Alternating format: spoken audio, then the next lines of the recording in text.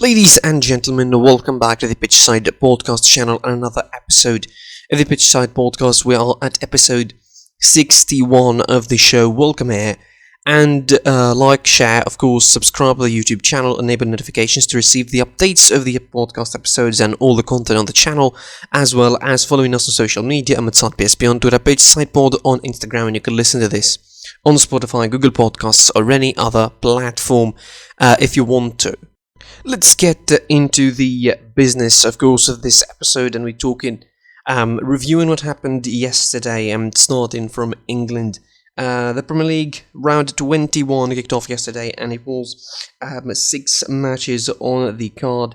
It was Everton starting against Newcastle, kicking off the action and losing to Newcastle 2-0. I think it was. This is a surprise in a lot of ways, really, to lose to a side coached by Steve Bruce. I think Newcastle were the same team expectedly as usual, defending, having less of the possession, less of the chances, but certainly being more dangerous than Everton were. Newcastle left it late to add the second goal after the opener from Callum Wilson, who had a double on the day against an Everton side who were really depleted, if we can say that, not in terms of having a lot of injuries or anything, but really missing a lot of dynamism that characterized them in the early part of the season, where we were saying maybe they will play for the title, maybe they will play for top 4 positions, but it looks like it will be neither of those things at the moment. 7th, they stay at 33 points, while Newcastle move up to 22 on the table. West Brom managed a draw against Fulham, coming back from behind. Fulham coming back from behind, that is, after they opened the scoring for Cordoba-Reid. It was a double sort of remontada in this game. Billy Cordoba-Reid opened the scoring for Fulham in the 10th minute, then Bartley in the 47th minute equalised early on in the second half. Mateus Pereira made it 2 inside 66 minutes, and Evan Caballero equalised for Fulham, bringing the game to a parity with 2-all draw. West Brom now remain at the 19th place with 12 points, while Fulham are right above them with 14 points. Also on the afternoon kickoffs, Crystal Palace defeated Wolves 1-0. Eze with the goal that separated the two sides inside 60 minutes. An important victory of Crystal Palace, really pushing them to number 13 on the table, really, with 26 points above Wolverhampton, who rolled down to 14, and it's not a good season, as we can say, for Wolves. Manchester United also on the afternoon kickoffs defeated Sheffield United by the odd goal. Really, it wasn't much of a big difference in terms of goals, but certainly it was a game that City commanded, dominated, had lots of chances, shots you expected City to dominate, and they scored the odd goal by Gabriel Jesus in the 9th minute and kept the score ever since. I mean, they should have won more, they should have scored more, but Sheffield United had a terrific defensive performance. We have to admit that, really. And then, of course, in the late kickoff of the night, it was Southampton hosting Aston Villa. Aston Villa managed a 1-0 victory away from home, having a great performance overall. Ross Barkley with the only goal of the game in the 41st minute from an assist of Jack Grealish, in a game where Aston Villa was second best, to be fair, but they managed the victory anyway. And then, of course, we're going to be coming to the focus point, really, of the Premier League yesterday. It was Arsenal versus Manchester United at the Emirates. Ole Gunnar Solskjaer ended this game having troubles beating the top 6, having troubles beating Arsenal in particular. Also entered with the pressure of losing against Sheffield United, losing a position at the top spot, giving away the lead to Manchester City at the top of the table, having a lot to think of, really, ahead of this game. Ole Gunnar Solskjaer, and it was a poised game. It was a well-poised game, I think. More entertaining than the score might suggest, as I mentioned in the review. United entered with an unbalanced game plan. I said that it didn't work for most of the game, despite the fact that defensive Arsenal was pretty slow. They couldn't take advantage of that kind of slow nature of the Arsenal defense. They should have really made them pay. That is what I want to say. Every team missed a couple of big chances, and probably that's about it. That's what I could add really to what I said in the review.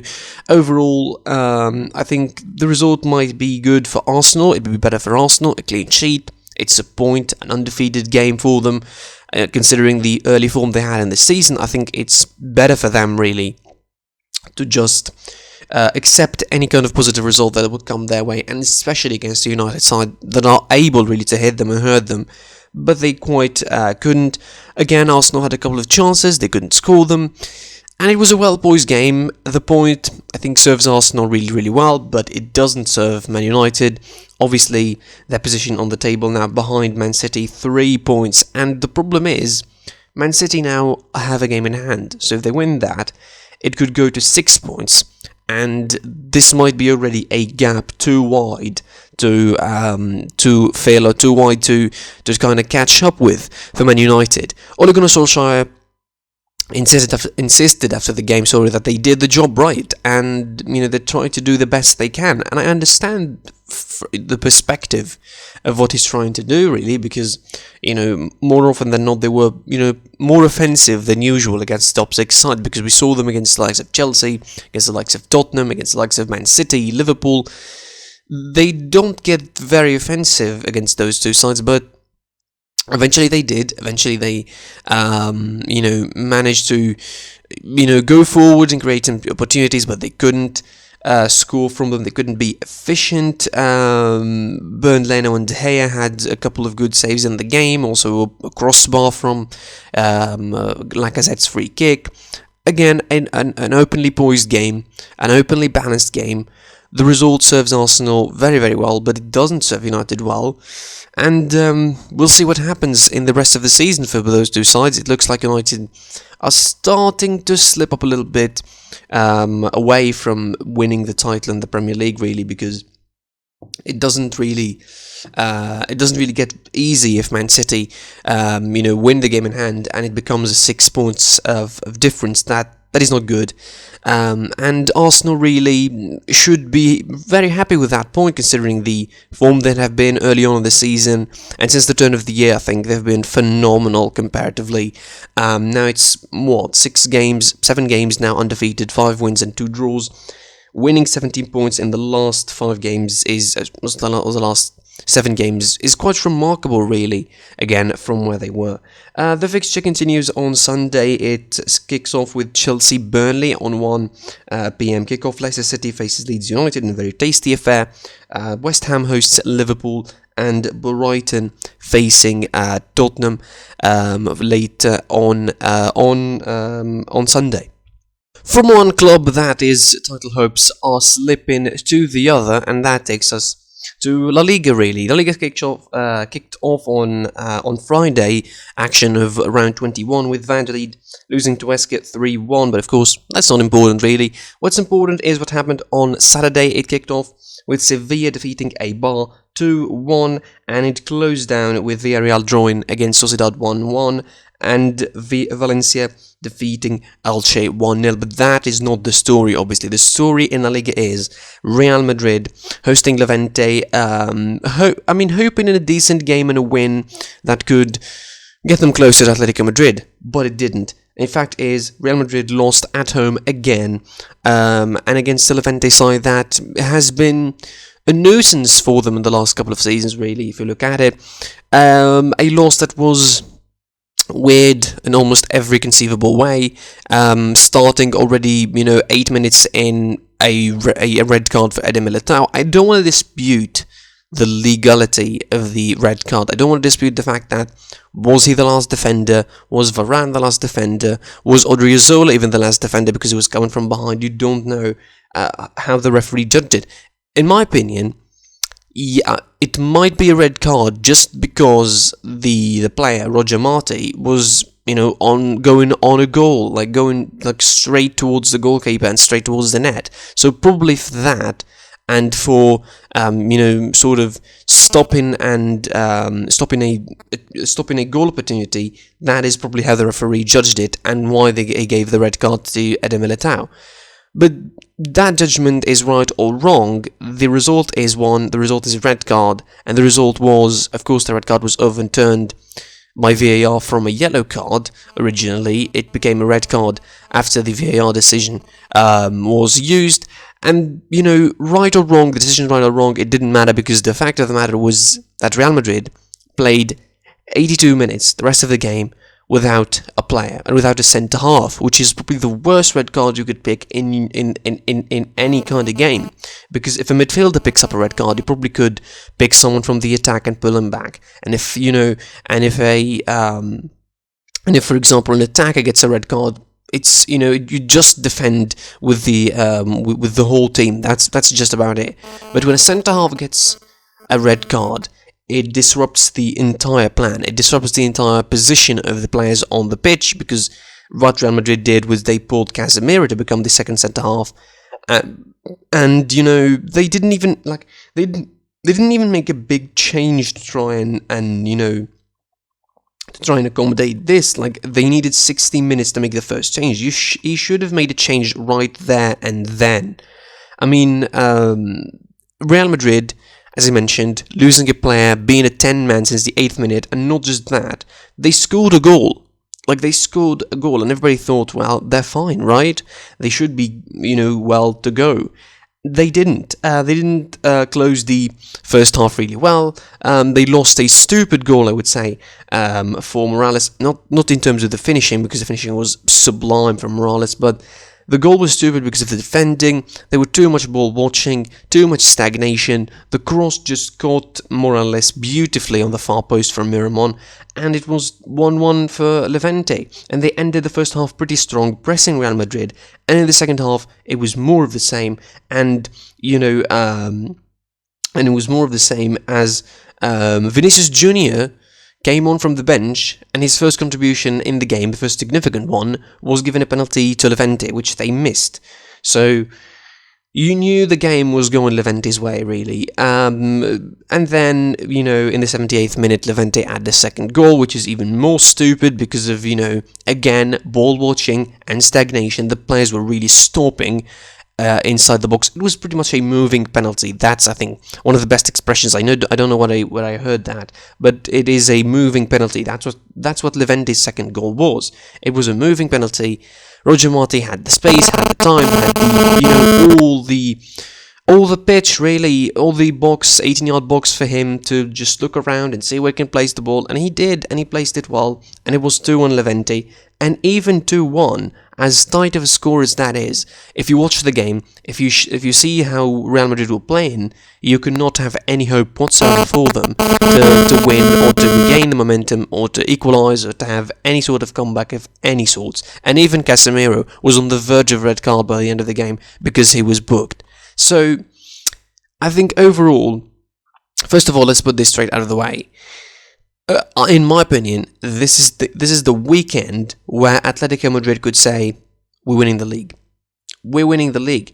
If they make it 10 points today, and it's very likely they will against Cadiz, really, they will win the league.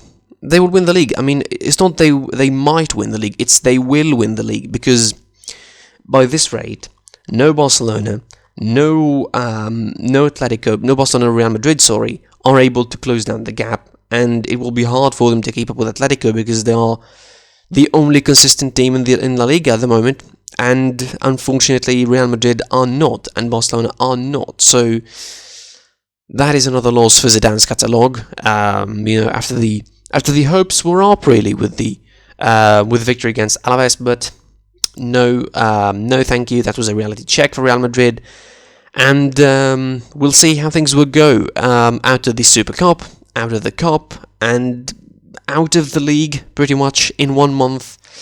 That is hard really to fathom, and the Champions League's hopes do not get any easier for Real Madrid from this point. It's not like they're playing good and they're playing really consistently and it's just about Atletico edging the top of the table. It's not. It's a very wide of a gap. I would say I would have a bold statement, really. I would even say that Atalanta have a stronger chance to qualify now than before. I would say if it was 60-40 for Real Madrid before, I would say it's now 60-40 the other way, or even 70-30, because Atalanta's form is incredible. They're playing some of the really great football at the moment in Serie A, and we're going to get to that in a bit. And also, the fact that they're out of the Super Cup and out of the Cup plays into the mentality of the players, plays into the sort of psychological aspect of the game, which is important. Because people sometimes underestimate it, but it's really important. And if Real Madrid are going to be entering the Atalanta clash 3 weeks from now with broken mentality, and the first game is going to be in Italy, you don't really have much hope for that Champions League spot in the quarterfinal. And this could be a third season where they are ousted of the Champions League in the round of 16, and this could be a trophyless season for them and for Barcelona, who face Athletic Bilbao, of course, later on. Speaking of that, Getafe face Alaves on Sunday. Cadiz hosts Atletico Madrid in a game that I think is going to be a title winner for Atletico. Granada hosts Celta Vigo. Barcelona, of course, host Athletic Bilbao. Again, a PTSD-filled game. Probably Messi is going to be really traumatic seeing the Athletic Bilbao players. Who knows? And on Monday, it will be Betis hosting Osasuna. Speaking of title hopes and all of that, and moving on now to the Bundesliga, as round 19 took place, of course, yesterday. It kicked off on Friday with Stuttgart defeating Mainz 2-0. Bremen drawn against Schalke 1-1 after Schalke were leading in that game. Union Berlin or Mönchengladbach forced a draw against Union Berlin. Noke opened the scoring in the 31st minute. And it took 60 minutes for Borussia Mönchengladbach to equalise, thanks to Alisson Player. A goal and a point shared between the two sides. Borussia Mönchengladbach now 7th with 32 points, and Union Berlin with 29 points at 8th. For Werder Bremen, it is 11th. They become with 22 points out of the draw, and Schalke remain at the very bottom with 8 points. Eintracht Frankfurt continuing on a good recent surge of form for them, defeating Hertha Berlin 3-1 at their home, of course. Hertha Berlin opened the scoring thanks to Christoph Piontek, Andre Silva, former Milan teammates. Andre Silva on a brace on the day, opening the scoring for Eintracht Frankfurt, equalising, that is, in the 67th minute, just 1 minute after Piontek scored for Hertha Berlin. Then in the 84th minute, it was Centerrego with the 2-1 goal. Andre Silva from the spot at the 95th minute gives Eintracht Frankfurt the third goal and all of 3 points, moving them up to third on the table. Eintracht Frankfurt with 33 points after a recent run of form that is really impressive for the Adi Hütter outfit. In the last 3 games now, in the last 5 games in the Bundesliga now, it is 3 victories, a draw, and a loss, really, but all that matters is those 10 points that they got from those the games where they didn't lost. It puts them up in third and in front of Bayer Leverkusen, a side that they lost against 4-1 in the first couple of weeks of the year back a couple of weeks ago. Dortmund returning to the winning ways finally after a spell in the wilderness, really. It seems, against Augsburg. 3-1. It is Haaland missed a penalty, which might be a bad sign of a bad spell at the moment for the Norwegian. Surely is. He scored 3 games, so it is probably. He didn't score in 3 games. He scored only against Mönchengladbach, scored only twice against Mönchengladbach, but that's about it, and that's a bad spell considering Haaland's efficiency rates so far. Hahn opened the scoring for Augsburg inside 10 minutes. This could have been a harder game had Dortmund not equalised in the 26th minute by Thomas Delaney. Jadon Sancho added the second goal in the 63rd minute. He had a terrific game. I think he's becoming one of the best players in Dortmund now, returning to his proper form that saw Man United originally interested in buying him with such a ridiculous buyout clause of 120 million euros. Udekai with the own goal from Haaland's shot. I mean, I want to count it as a Haaland goal, but, the laws would say that it's not, so it is not. It is an own goal by Udekai, giving Dortmund a 3-1 victory that they needed again, pretty much, after a couple of matches in the wild. Fifth, they become, with that victory, 32 points behind Bayer Leverkusen, and speaking of Bayer Leverkusen, they lost narrowly against RB Leipzig. 1-0 it ended at the Red Bull Arena. Christopher Nkunku with the only goal of the game at 51 minutes. He was moving, he was, having a lot of chances. He was the best player in Leipzig by a country mile against a Leverkusen side that were really, really good. But when you miss the chances that they have missed early on, I think it is hard to justify the fact why they didn't, why they lost. It's hard to justify the fact why they didn't win, or why they should have won the game, because when you miss chances, you don't deserve to win, unfortunately.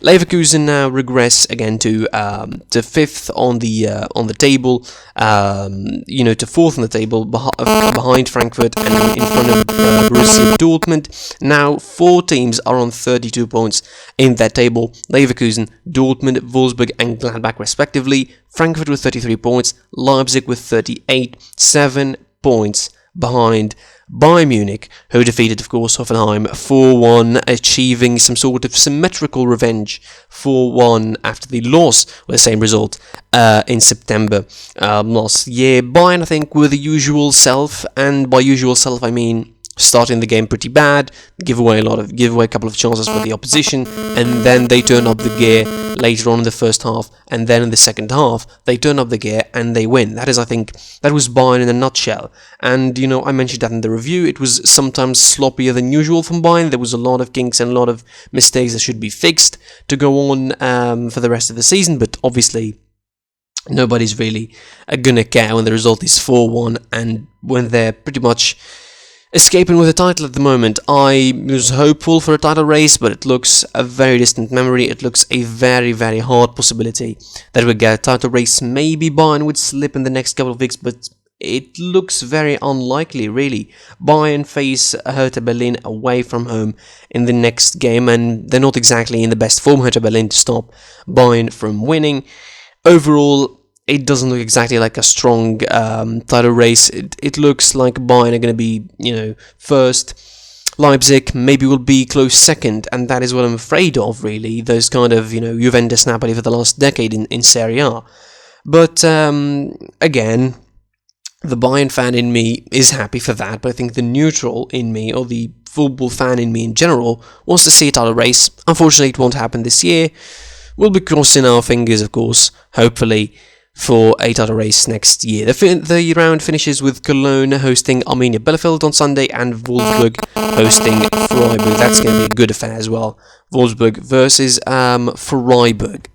Rounding up, and we're going to the Serie A. Of course, it was 3 games played on Saturday. Of course, Torino drawn against Fiorentina level on Friday to kick off the action from round 20. All the top 3 now of the Serie A table currently at the moment, momentarily before Sunday action, are Milan, Juventus and Inter, who played on Saturday, all victorious with different levels of comfort, really. It was Milan 2, Bologna 1, away from home, that is, for Milan. Juventus also had an away win against Sampdoria 2-0, and Inter 4-0 against Benevento, and it easily could have been more. Why I'm saying it is a different levels of comfort, because for Milan they dominated the game, and they had a lot of chances, but it was hard as a result, was tight as a result.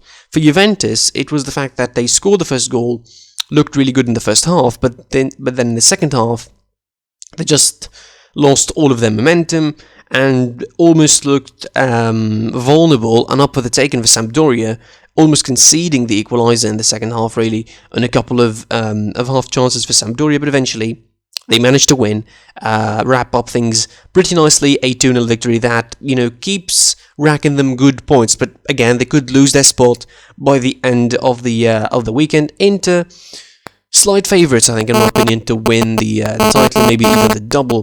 in Serie A, winning against Benevento 4-0, a comfortable win. Pretty much a win that should have been more again. It should have been more than just the 4-0. Looking at the lay of the land, they had a lot of opportunities. Benevento didn't have a shot in the game even. That is just a ridiculous stat if you look at it. It's unbelievable, but it is true. Benevento didn't have any kind of shot on target.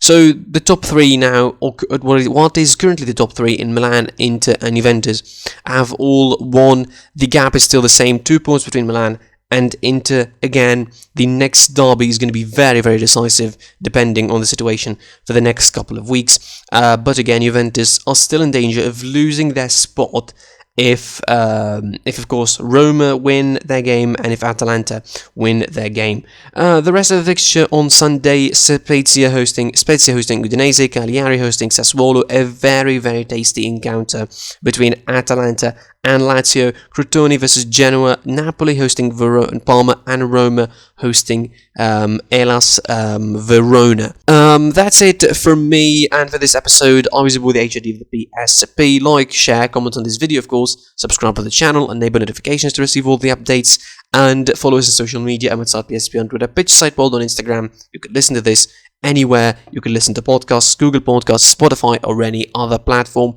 And until the next episode, the next time I see you, I was your boy, the HOD of the PSP, and I'll see you soon.